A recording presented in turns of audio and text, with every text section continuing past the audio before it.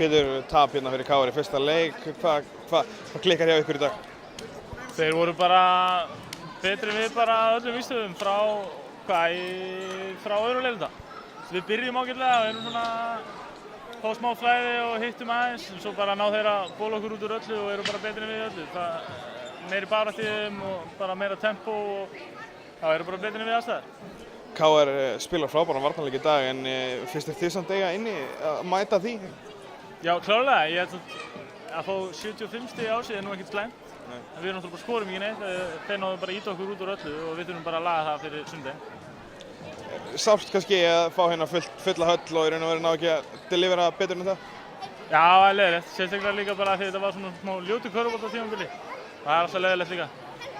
En nú er bara næsti leikur á sunnudaginn, stutt á milli leikja, það er kannski bara kostur? Já, sem betur fer bara að fá lítið að hugsa um þennan leik og þurfum bara að einbeita okkur á næsta sem er á sunnudaginn. Þessi ör sem þú ert að fá þarna, er þetta bara í stílu búningin eða hvernig það? Já, þetta fylgir þessu. Ekkert sem að segja þessu. Glæsilegt.